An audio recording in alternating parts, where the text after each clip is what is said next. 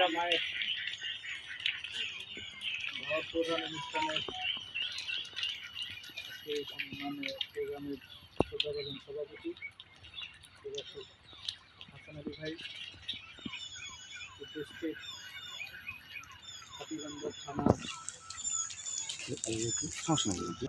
আল্লাহ তাআলার কাছে শুকরিয়া আদায় করছি আর আপনাদের কাছে প্রার্থনা করছি, আপনারা দোয়া করবেন যেন আল্লাহ তাআলা আমাদের এই ক্ষুদ্র প্রচেষ্টাগুলো আখেরাতের কল্যাণের জন্য, আখেরাতের নাজাতের জন্য, আমাদের ৩.৫ হাত কবরটাকে প্রশস্ত করার জন্য যেন আল্লাহ কবুল করেন।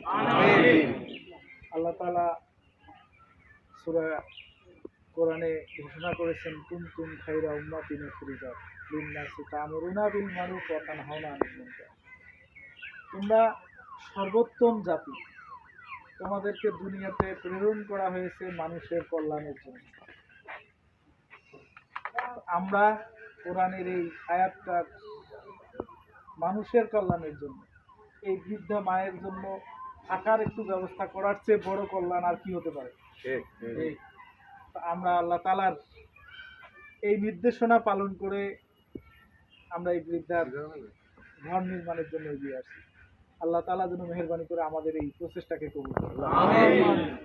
আর আমরা এখানে যারা আমরা উপস্থিত আছি, আমাদের সম্মানিত আসাদুজ্জামান সাজু ভাই, উনিও এরকম একটা পরিবারের কথাও আমাদেরকে ইনফর্ম করছে। আলহামদুলিল্লাহ আমরা সেখানেও যাওয়ার চেষ্টা করছি। আমি এই জন্য সাজু ভাইয়ের কথাটা উল্লেখ করলাম যে আজকে আমাদের সমাজের প্রতিটা দায়িত্বশীল ব্যক্তি, সাংবাদিক ভাইরা যদি সমাজ উন্নয়নের জন্য পজিটিভ ভূমিকা রাখে, জনপ্রতিনিধিরা যদি মানুষের কল্যাণের জন্য পজিটিভ ভূমিকা রাখে, বিভিন্ন দল মত নির্বিশেষে সকল পর্যায়ের মানুষ যদি মানুষের কল্যাণে কাজ করে, তাহলে আমরা একটা সুন্দর, শান্তিময়, মানবিক সমাজ কায়েম করতে পারবো। আর সেই সমাজ কায়েমের জন্য আমরা চেষ্টা করে যাচ্ছি।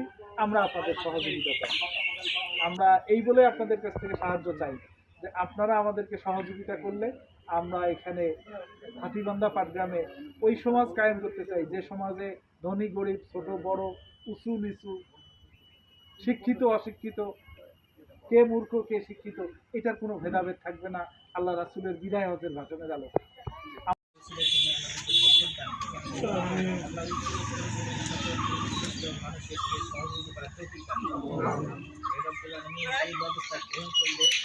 এই দেশের সকল মানুষ তোমার ইসলামের সৌন্দর্য এবং কল্যাণ উপভোগ করতে সক্ষম হবে, তুমি মেহেরবানি করে সেই ব্যবস্থা করে দাও।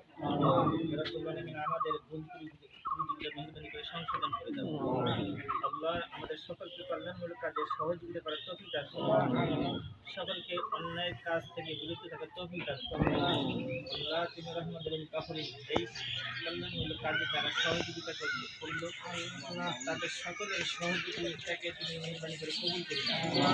আল্লাহ এই ওসিলায় তুমি তাদের অন্তরে পরিপূর্ণ ভালো কাজ করার তৌফিক দান করো, তাদের তোমার পরিপূর্ণ ইবাদত করার তৌফিক দান করো।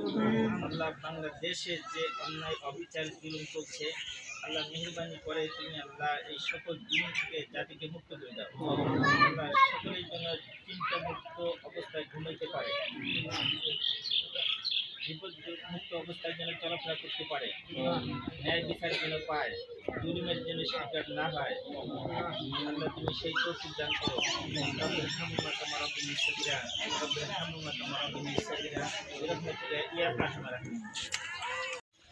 হাতিবান্ধা পাটগ্রামে মসজিদ, মাদ্রাসা, টিউবওয়েল, উজুখানা এবং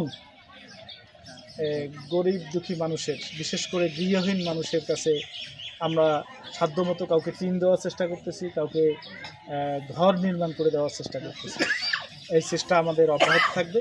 সর্বোপরি পাটগ্রাম এবং হাতিবান্ধার যেখানেই মানবতার আর্তনাদ আমরা দেখতে পাবো, আমাদের কাছে খবর আসবে, আমরা ব্যক্তি পর্যায়ে আমাদের যতটুকু শক্তি সামর্থ্য আছে আমরা আপনাদের সহযোগিতা নিয়ে আমরা তাদের পাশে দাঁড়ানোর চেষ্টা করব ইনশাআল্লাহ।